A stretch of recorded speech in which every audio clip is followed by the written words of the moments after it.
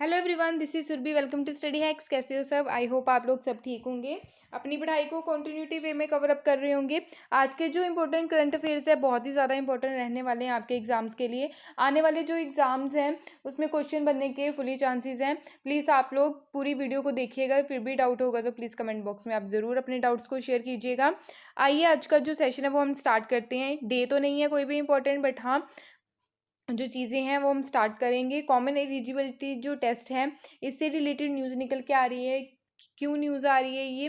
क्योंकि union minister जो हैं हमारे इंडिया के, डॉक्टर जितेंद्र सिंह, उनके द्वारा बोला गया जो कॉमन एलिजिबिलिटी टेस्ट है फॉर जॉब एस्पायरेंट्स के लिए, वो टेस्ट जो है वो कंडक्ट करवाया जाएगा 2022 यानी कि अगले साल की स्टार्टिंग में ही कंडक्ट करवा दिया जाएगा। देखिए ये लास्ट ईयर की बात है। ऑनरेबल प्राइम मिनिस्टर जो हैं हमारे इंडिया के, श्री नरेंद्र मोदी जी, उनके द्वारा एक मुहिम चलाई गई थी कि एक पर्टिकुलर टेस्ट लेके आना है। कि नॉर्मली जैसे टेस्ट होते हैं, जैसे एसएससी हो गया, ठीक है, एसएससी आपका जो टेस्ट हो गया, उसके बाद रेलवे के टेस्ट हो गए, ठीक है, और आईबीपीएस के टेस्ट हो गए, ठीक है। तो ये अलग अलग जो एजेंसी है, अथॉरिटी है, वो कंडक्ट करवाती है। तो इनको क्या बोला गया कि जो नॉर्मल ये एग्ज़ाम्स हो रहे हैं उनको एक ही एग्ज़ाम के थ्रू कंडक्ट करवाया जा सके। क्लियर? तो इन सब का जो कॉमन टेस्ट जो है वो कंडक्ट करवाना है, ऐसा बोला गया प्राइम मिनिस्टर जी के द्वारा। यानी कि एक ही अथॉरिटी यहाँ पे एग्ज़ाम कंडक्ट करवाए। वो अथॉरिटी कौन सी है? वो है नेशनल रिक्रूटमेंट जो एजेंसी है, इसके बारे में बात की जा रही है। तो ये सारे जो है वो एग्ज़ाम कंडक्ट करवाएगी, इसी के अंडर ये सारी चीज़ें देखने को मिलेगी। नेशनल रिक्रूटमेंट एजेंसी को हमारी कंट्री में बनाया गया ताकि हमारी जो कॉमन एलिजिबिलिटी जो टेस्ट है उसको कंडक्ट करवाया जा सके। क्लियर? तो उन एस्पायरेंट्स को शॉर्टलिस्ट जो कैंडिडेट्स हैं फॉर रिक्रूटमेंट के लिए, सेंट्रल गवर्नमेंट जॉब्स के लिए, उनके लिए ये सारी चीज़ें सारी अवेलेबल होंगी। ठीक है, department of personal and training जो है इसमें काम करेगा ताकि जो रिक्रूटमेंट है वो ईजी तरीके से कवरअप की जा सके फॉर यंग जॉब एस्पायरेंट्स के लिए। आई होप आपको इतनी चीज़ क्लियर हुई होगी। नेक्स्ट चलते हैं। नेक्स्ट काफ़ी इंपॉर्टेंट है G20 जो मीटिंग है, मिनिस्ट्रियल मीट देखने को मिल रही है, ठीक है, वो अक्टूबर में होगी 2021 में। इस बार जो होस्ट करेगा G20 जो कंट्रीज़ को, वो कंट्री है वो इटली है। इटली होस्ट करने वाला है, ठीक है। तो इटली के द्वारा G20 जो समिट है वो होस्ट की जाएगी। आइए देखते हैं। G20 में फॉरेन मिनिस्टर जो मीटिंग रिसेंटली ही इटली के द्वारा होस्ट की जाएगी 2021 की G20 फॉरेन मीटिंग, ठीक है, मिनिस्टर की मीटिंग्स। इसमें डिस्कस किया गया कि कैसे कोविड-19 को मतलब हराना है, ठीक है, इससे कैसे फाइट करनी है। तो इसके अगेंस्ट कोविड-19 के जो अगेंस्ट जो प्रोविजंस लिए गए हैं, और स्पीड अप की जाए रिकवरी जो है ग्लोबल इकोनॉमी, जो कोविड-19 के चलते ग्लोबल इकोनॉमी पे काफ़ी असर पड़ा, ठीक है, उसको कैसे रिकवर करना है, बूस्ट कैसे करना है, सस्टेनेबल डेवलपमेंट कहाँ? अफ्रीका में, ठीक। करंटली अगर बात करें, इटली जो है वो होल्ड करेगा प्रेसिडेंसी किसकी? G20 समिट की, इस साल की। क्लियर? G20 समिट का जो शेड्यूल है, यानी कि इटली जो इसको हेल्ड करेगा 2021 अक्टूबर के महीने में ये मीटिंग देखने को मिलेगी। इंडिया जो होस्ट करेगी इसकी प्रेसिडेंसी एक्सपेक्ट की जा रही है 2023 में की जाएगी इंडिया के द्वारा। पहले 2022 की बात हो रही थी, बट अभी एक्सपेक्ट किया जा रहा है कि 23 को ये जो है इंडिया जो है वो होस्ट करेगा इसकी प्रेसिडेंसी।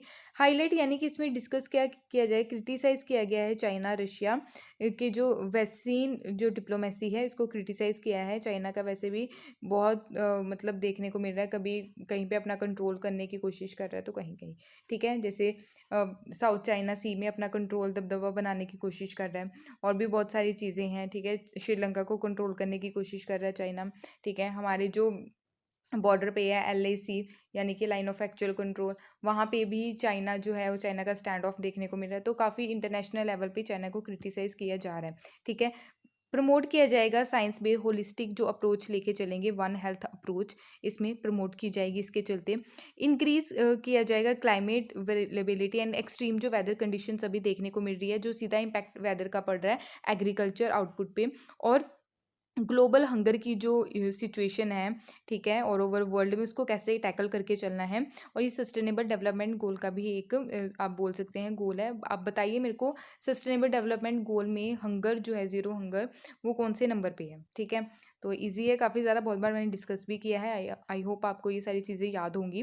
कोविड-19 पैंडेमिक के चलते कॉन्फ्लिक्ट भी देखने को मिला काफ़ी ज़्यादा, सूखा, इकोनॉमिक की जो पोजीशन है इकोनॉमी की ऑल ओवर वर्ल्ड में काफ़ी ज़्यादा एक्सट्रीम पोजीशन पे थी। एक्सट्रीम वेदर जो है अभी भी आप देख सकते हैं कि काफ़ी वेदर की जो सिचुएशन है वो काफ़ी ज़्यादा ख़राब हो चुकी है। काफ़ी स्टेट में फ्लड्स भी आए हैं, ठीक है। तो ये सारी चीज़ें को कैसे टैकल करके चलना है, ये सारी चीज़ें इसमें डिस्कस की जाएंगी, ठीक है।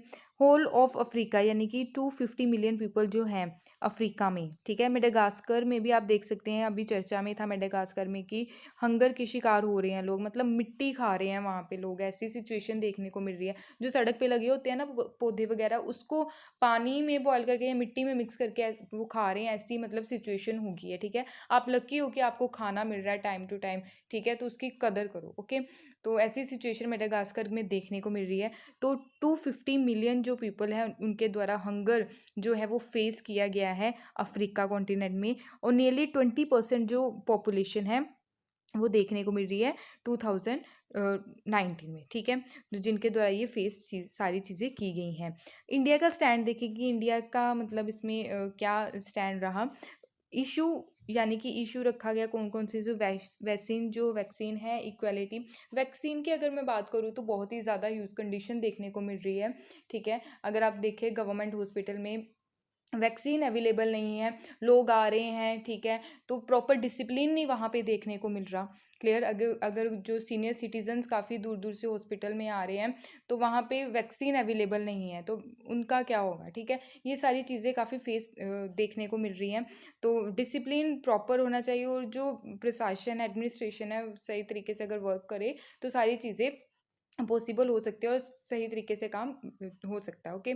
ये सारी चीज़ें देखने को मिल रही है। तो कैसे वैक्सीन इक्वालिटी लेके चलनी है, ठीक है। इकोनॉमी नीड यानी कि डिसेंट्रलाइज ग्लोबलाइजेशन, उसमें इंक्लूडिंग मैन्युफैक्चरिंग को कैसे बढ़ाना है, फूड हेल्थ इसको कैसे आगे लेके चलना है।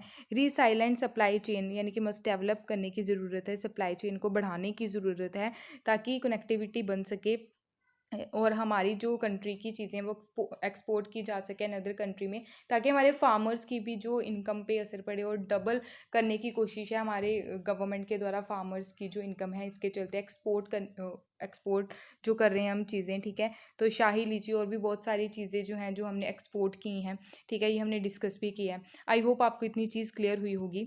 नेक्स्ट चलते हैं G20 की अगर बात करें तो इसमें कौन कौन सी कंट्रीज़ हैं। एक तो G7 कंट्रीज़ आ जाएंगी, पहले G8 थी, रशिया को बाहर कर दिया गया। क्यों कर दिया गया? क्योंकि यूक्रेन का जो क्रीमिया वाला पार्ट था जो ब्लैक सी में है, रशिया के द्वारा कंट्रोल कर लिया गया, इसके इसलिए इनको G8 कंट्री से निकाल दिया गया। तो आज के टाइम में G7 कंट्रीज़ हैं, ठीक है। और G7 कंट्रीज़ को मिला के बाकी जो कंट्रीज़ देखने को मिलेंगी, जैसे टर्की हो गया, European union, Argentina, Brazil, south Korea, Mexico, China, Indonesia, Saudi Arabia, Australia, India, south Africa, ये G20 कंट्रीज़ हैं। आई होप आपको इतनी चीज़ क्लियर हुई होगी, ठीक है। तो रशिया भी G20 का पार्ट है, ओके। तो आप मेरे को यहाँ पे बताइए G20 जो है, G20 ग्रुप जो है वो कब मतलब पिक्चर में आया, कब इसको इस्टेब्लिश किया गया, ठीक है, कब क्रिएट की गई ये G20 जो ग्रुप जो है, इनको पूरा क्रिएट कब किया गया, कौन से ईयर में। क्लियर, आई होप आपको इतनी चीज़ क्लियर हुई होगी। नेक्स्ट है काफ़ी ज़्यादा इंपॉर्टेंट है, हमारे पड़ोसी देश जो हैं यानी कि नेपाल की बात हो रही है, ठीक है। नेपाल में अभी पॉलिटिकल क्राइसिस काफ़ी देखने को मिले, ठीक है। उसके चलते अभी न्यू प्राइम मिनिस्टर को अपॉइंट किया गया है जिनका नाम है शेर बहादुर दुबे। इनको new prime minister of Nepal appoint कर दिया गया है। जो प्रेसिडेंट है विद्या देवी भंडारी जी के द्वारा, ठीक है। पहले कौन थे? केपी शर्मा ओली थे, तो ये अब पिक्चर में नहीं रहे हैं, ठीक है। तो अगर बात करें प्राइम मिनिस्टर जो हैं अभी न्यू बने हैं शेर बहादुर दुबे। कैपिटल अगर देखें इसकी काठमांडू है इसके नेपाल की। करेंसी नेपालीस जो है नेपालीस रूपी। प्रेसिडेंट विद्या देवी भंडारी, ठीक है। अगर बात करें इनकी केपी शर्मा ओली जी की, दिसंबर 2020 की अगर बात करें तो इनके द्वारा जो है नेपाल में जो कम्युनिस्ट पार्टी है, इनकी प्राइम मिनिस्टर जो रहे फॉर्मर केपी शर्मा ओली, इनके द्वारा रिकमेंड किया गया कि डिसोल्यूशन कर दिया जाए पार्लियामेंट में, ठीक है। तो विद्या देवी भंडारी जी के द्वारा डिसोल्यूशन का जो प्रोसेस था, ठीक है, पार्लियामेंट को डिसॉल्व कर दिया गया। फिर 2021 में सुप्रीम कोर्ट जो है उनके द्वारा रिवाइज़ किया गया जो डिसीज़न लिया गया था विद्या देवी भंडारी जी के द्वारा, ठीक है, कि ये सारी चीज़ें कैसे चल रही है, उसको कैसे टैकल करके चलना है। मई 10 की अगर बात करें इसी ईयर की 2021 की, केपी शर्मा ओली जो है उनके द्वारा नो कॉन्फिडेंस जो मोशन था, ठीक है, वो लूज़ कर दिया गया। इन मेजॉरिटी में नहीं रही इनकी सरकार, तो ये सारी चीज़ें देखने को मिली। तो अभी जुलाई 12 में विद्या देवी भंडारी जी के द्वारा जो प्रेसिडेंट हैं नेपाल की, तो उनके द्वारा अनाउंस किया गया कि जो शेर बहादुर दुबे हैं वो न्यू प्राइम मिनिस्टर होंगे किसके, नेपाल कंट्री के। आई होप आपको इतनी चीज़ क्लियर हुई होगी। तो याद रखिएगा नेपाल जो है इसकी कैपिटल काठमांडू है, ठीक है, ये काला पानी टेरिटरी है। काफ़ी ज़्यादा ये न्यूज़ में रहा, ठीक है, हमारी कंट्री के साथ काफ़ी ज़्यादा इशू देखने को मिले इससे। काला पानी जो रीज़न है ये भूटान है, ठीक है, ये हमारी कंट्री, और यहाँ पे बांग्लादेश। क्लियर। तो आई होप आपको इतनी चीज़ सारी क्लियर हुई होगी। नेक्स्ट है, मैंने जीका वायरस से रिलेटेड मतलब पिछले 2 दिन से मैं डिस्कस कर रही हूँ। आई होप आपको ये सारी चीज़ें क्लियर हुई होंगी। जीका वायरस के काफ़ी सारे केसेस देखने को मिले। कल हमने देखा था वो टैली थी 18 थी, आज 19 है, ठीक है, बढ़ रहे हैं इसके केसेस केरला में। जीका वायरस है क्या कि यंग और जो यंग बच्चे हैं, ठीक है, या फिर आप देख सकते हैं जो 15 ईयर से बिलो जो बच्चे हैं और जो प्रेग्नेंट लेडी है, तो उसमें जो बेबी रहता है, ठीक है, उसका जो माइंड है वो डेवलप नहीं हो पाता जीका वायरस अगर इन्फेक्टेड अगर प्रेग्नेंट लेडी है तो, ठीक है। तो यहाँ पे आप देख सकते हैं ये नॉर्मल हेड ब्रेन आप देख सकते हैं नॉर्मल बेबी का, और ये जीका वायरस जो है जैपनीज़ जो एक्यूट जो वायरस देखने को मिलता है जिसको हम जीका वायरस बोलते हैं, ठीक है। तो माइंड जो है, ब्रेन जो है वो अच्छी तरह से डेवलप नहीं हो पाता इसके चलते। तो ये सारी चीज़ें देखने को मिलती है, इस पर सबसे ज़्यादा असर बच्चों पे देखने को मिलता है। यहाँ पे आप देख सकते हैं ये जो बेबी है, ठीक है, इसका जो हेड है आप देख सकते हैं ये नॉर्मल नहीं है जीका वायरस के चलते। यहाँ पे भी इस पिक में भी आप देख सकते हैं टिपिकल जो साइज़ हेड है इतना, और टिपिकल हेड साइज़ आप इसमें देख सकते हैं काफ़ी ज़्यादा मतलब शेप में काफ़ी छोटा देखने को मिलता है बेबी का जो हेड रहता है, ठीक है। आई होप आपको ये सारी चीज़ें क्लियर हुई होंगी। ये मच्छर जनित बीमारी है, ठीक है, एंडीज जो मॉस्किटो है उससे ये बीमारी देखने को मिलती है जीका वायरस। अगर प्रेग्नेंट लेडी को ये मच्छर वगैरह काट जाए तो अगर जीका वायरस उसको हो जाए तो उसके जो बेबी है उसके ऊपर भी काफ़ी ज़्यादा इम्पैक्ट देखने को मिलता है। आई होप आपको इतनी चीज़ क्लियर हुई होगी। नेक्स्ट चलते हैं बिहार से निकल के आ रही है न्यूज़। बिहार का जो एजुकेशनल इंस्टीट्यूशंस हैं उनको ओपन कर दिया गया, ठीक है, लॉकडाउन के चलते इसको बंद कर दिया गया था और बिहार के द्वारा ये सारी इन्फॉर्मेशन दी गई है। नेक्स्ट है, काफ़ी ज़्यादा इंपॉर्टेंट है, ये अभी न्यूज़ में है, ठीक है, मैंने डिस्कस भी किया था। नोवाक जोकोविक जो हैं वो ऐसे थर्ड मेल सिंगल प्लेयर बने हैं जिनके द्वारा 20 ग्रैंड स्लैम टाइटल जीते गए हैं आफ्टर रोजर फेडरर के बाद और राफेल नडाल के बाद, ठीक है। तो ये थर्ड प्लेयर बने हैं। तो हमने कल ही डिस्कस किया था इनके द्वारा 60 two of this 70 major players में से आए हैं सिंस विंबलडन 2003 से, ठीक है। फेडरर्स जो हैं रोजर फेडरर जो है ये फर्स्ट स्लैम टाइटल इनके द्वारा जीता गया था। तो ये सारी चीज़ें हैं, आप लोग प्लीज़ ध्यान में रखिएगा। विंबलडन जो है, विंबलडन जो देखने को मिलता है तो वो कहाँ पे है, यूके में, ठीक है, ब्रिटेन में ये हेल्ड हुआ था। आई होप आपको इतनी चीज़ क्लियर हुई होगी। नेक्स्ट चलते हैं, अगर इनकी टैली देखें फेडरर और निडाल जोकोविक की, ठीक है। यूएस ओपन में रोजर फेडरर के द्वारा 6 जीते गए US open, Australia open. French open की बात करें तो फेडरर के द्वारा 1, विंबलडन 8, यूएस ओपन 5, ठीक है। Novak Djokovic 9 US open, French जो ओपन जीते गए 2, विंबलडन ओपन 6, यूएस ओपन 3, ठीक है। तो ये सारे इंपॉर्टेंट है, काफ़ी ज़्यादा न्यूज़ में है ये, ठीक है। स्पोर्ट्स से रिलेटेड जो सेक्शन है आपके एग्ज़ाम में जो पूछे जाते हैं इससे रिलेटेड क्वेश्चन, तो ये बन सकता है। नेक्स्ट है, काफ़ी ज़्यादा इंपॉर्टेंट है। पहले तो हमने किनका पढ़ लिया, जो मेल जो चैंपियंस थे उनके बारे में हमने पढ़ा। अब वुमेन सिंगल टाइटल की अगर बात करें, वुमेन सिंगल ग्रैंड स्लैम जो विनर हैं इनका नाम है, ठीक है, इनका नाम क्या है, सेरेना विलियम्स। तो सेरेना विलियम्स के द्वारा वुमेन सिंगल टाइटल जो चैम्पियनशिप है, ठीक है, ये जीती गई। तो ये फर्स्ट वुमेन ऐसी है जिनके द्वारा ये टाइटल जो है फर्स्ट विनर है जो इनके द्वारा ये जीते गए हैं, ठीक है, टाइटल्स। आई होप आपको इतनी चीज़ क्लियर हुई होगी। नेक्स्ट चलते हैं, ये भी काफ़ी ज़्यादा इंपॉर्टेंट है। टाइगर कॉरिडोर बनाने की बात की जा रही है, ठीक है। टाइगर कॉरिडोर होता क्या है, आप देखें यहाँ पे, जैसे लैंड है, ठीक है, तो यहाँ पे भी एक लैंड है। कॉरिडोर एक गलियारा टाइप होता है कि कैसे कोई एनिमल जो है वो आसानी से एक एक जगह से दूसरी जगह आसानी से जा सके बिना कोई कॉन्फ्लिक्ट के। जैसे एनिमल ह्यूमन कॉन्फ्लिक्ट देखने को मिलता है ना, वो सारी चीज़ें ना फेस करनी पड़े, तो इसलिए ये टाइगर कॉरिडोर बनाया जा रहा है। कहाँ पे? राजस्थान में बनाया जा रहा है। राजस्थान गवर्नमेंट के द्वारा डेवलप किया जाएगा टाइगर कॉरिडोर, जो कनेक्ट करेगा newly proposed Ramgarh tiger reserve. याद रखिएगा, रामगढ़ जो टाइगर रिजर्व है वो कहाँ पे है? राजस्थान में। Ranthambore tiger reserve, Mukundra hills tiger reserve, इनको कनेक्ट करने की बात की जा रही है टाइगर कॉरिडोर के द्वारा। सर इसका जो टाइगर रिजर्व है ये अनदर टाइगर रिजर्व है राजस्थान की, ठीक है। ये सारी राजस्थान में पाई जाती हैं। वाइल्ड लाइफ और एनिमल कॉरिडोर जो है, अगर ये बनाया जाएगा तो ये सेफ पैसेज माना जाएगा एनिमल्स के लिए बिटवीन टू आइसोलेटेड हैबिटेट्स, ठीक है।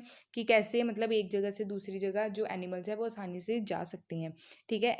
ऐसी मुहिम चलाने की बात की जा रही है राजस्थान गवर्नमेंट के द्वारा। स्टेट जो है, स्टेट ने जो इससे स्टेट ने जो इससे रिलेटेड जो चीज़ें हैं वो सबमिट की है किसके? टाइगर कंजर्वेशन प्लान के अंडर, जो section 38(5) of the wild life protection act 1972 के अंडर आता है। अगर अदर प्रोटेक्टेड एरियाज जो है राजस्थान की उसकी बात करें तो डेजर्ट नेशनल पार्क जैसलमेर में है, Keoladeo national park Bharatpur, Sajjangarh wildlife sanctuary Udaipur, national Chambal sanctuary ये ट्राई जंक्शन है राजस्थान, मध्य प्रदेश और उत्तर प्रदेश में, ठीक है। तो ये पूछा जा सकता है, जो जो न्यूज़ में है ना वही आपने नेशनल पार्क या फिर wild life sanctuaries tiger reserve यही याद रखनी है, ठीक है। एक्स्ट्रा करने की ज़रूरत बिल्कुल नहीं है, ठीक है। जो न्यूज़ में जो चल रही है ना, ठीक है, उसी से रिलेटेड ये चीज़ें पूछी जाती हैं। आई होप आपको इतनी चीज़ तो क्लियर हुई होगी। राजस्थान की अगर बात करें, यहाँ पे देख सकते हैं कौन कौन सी वाइल्ड लाइफ सेंचुरीज हैं, ठीक है। रैंथाबोर वाइल्ड लाइफ सेंचुरी, दरगाह, माउंट आबू, ठीक है। ये एक बार देख लीजिएगा सारी, ठीक है। जैसे सरिस्का जो है, भरतपुर, केवलाडियो, ठीक है, रामसागर, ये सारी वाइल्ड लाइफ सेंचुरी और नेशनल पार्क यहाँ पे देखने को मिलेंगे, ठीक है। राजस्थान की कैपिटल क्या है? जयपुर। ओके, आइए आगे चलते हैं। संवेदन 2021, संवेदन क्या है? आईआईटी मद्रास जो है, प्रवर्तक technologies foundation and Soni India software centre private limited के द्वारा ज्वाइन यानी कि मिलके ऑर्गेनाइज किया गया है नेशनल लेवल का जो हैकाथॉन है, जिसका नाम है संवेदन 2021 सेंसिंग सोल्यूशन है फॉर भारत, ठीक है। एम क्या है कि इंस्पायर करना सिटीजन्स को कि आईओटी सेंसर बोर्ड जो हैं, ठीक है, वो कैसे यूज़ करने हैं और सॉल्व इंडिया स्पेसिफिक प्रॉब्लम्स जो है फेस करनी पड़ती है लोगों को, सोसाइटी इंटरेस्ट से लेकर वो कैसे चीज़ें लेकर चलनी है। संवेदन 2021 जो है, याद रखना आपने किनके द्वारा ये स्टार्ट किया गया, ठीक है। नेक्स्ट है गोल्डन बूट इन यूरो 2020। अब गोल्डन बूट की बात हो रही है, ठीक है। तो पोर्तुगल जो कैप्टन है मॉडर्न डे के, मतलब क्रिस्टियानो रोनाल्डो, ठीक है, काफ़ी ज़्यादा मतलब ये चैम्पियन है, ठीक है, रिलेटेड टू फुटबॉल, रोनाल्डो, ठीक है। इनके द्वारा यूरो 2020 गोल्डन बूट जीता गया है। ये पोर्तुगीज़ के, ठीक है, प्लेयर हैं, वहाँ से बिलोंग करते हैं ये। और इन्हीं के साथ 4 जो गेम्स हैं रोनाल्डो ने क्लिंच किया है टॉप ऑनर्स, ठीक है, और स्कोर किया 5 गोल्स इनके द्वारा जीते गए हैं, ठीक है। आई होप आपको इतनी चीज़ क्लियर हुई होगी। यूरो 2020 फाइनल की अगर बात करें, यूरोप में देखने को मिला है, ठीक है। यूरोपियन चैंपियनशिप जो है ये किसके द्वारा जीती गई? इटली के द्वारा जीती गई है। इंग्लैंड को हराया गया है इटली के द्वारा।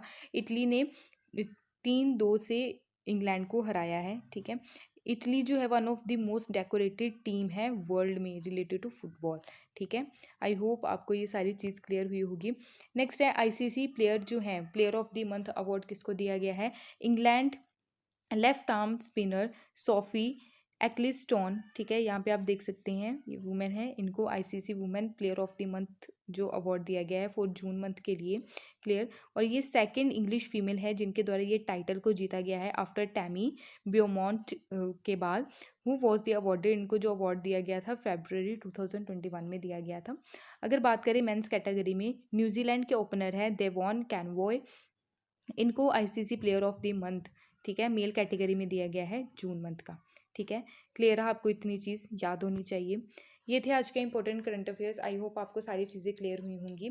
बहुत ही ज़्यादा इंपॉर्टेंट चीज़ें डिस्कस की गई हैं। स्पोर्ट्स से रिलेटेड ज़्यादा न्यूज़ थी आज, ठीक है। अगर आपको ये मेरी वीडियो पसंद आई तो प्लीज़ लाइक शेयर और सब्सक्राइब ज़रूर कीजिएगा। और हाँ, अगर कोई डाउट हो तो प्लीज़ प्लीज़ आप लोग अपने डाउट्स को ज़रूर शेयर कीजिए, ठीक है। और इसको शेयर डाउट्स को शेयर करने के साथ साथ ये जो है वीडियो लेक्चर जो है वो इसको भी शेयर कीजिएगा, ठीक है, ताकि बच्चों तक चीज़ें पहुंच सके। क्लियर। इसकी जो पीडीएफ है आपको टेलीग्राम चैनल पे मिल जाएगी। Thank you for watching my video. जय हिंद।